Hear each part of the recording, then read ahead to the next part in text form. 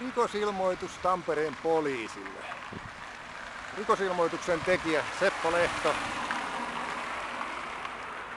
Rikosilmoitus kansankiihotuslain rikkomisesta homoja kohtaan kuolemantuomiota julkisesti julistaen suorassa TV-lähetyksessä. Vaadin kansankiihotuslain perusteella syytettä ja tuomiota Ylen 29.10.2013 ohjelmassa puhuneelle imaamille.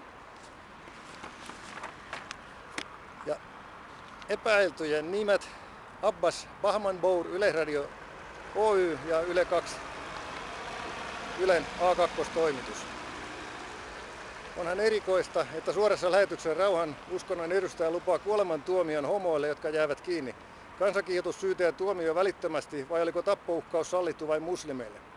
Viite, joka asettaa yleisön saataville viestin tai mielipite, jossa uhataan tiettyä ryhmää seksuaalisen suuntautumisen vuoksi, on tuomittava kiihottamista kansanryhmää vastaan.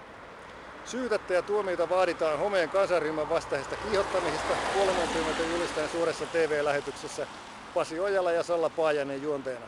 Huomioitavaa on virkarikos olla nostamatta syytettä ja tuomiota homojen perusoikeuksia näin törkeästi loukkaavaa tahoa kohtaan tai tahoja.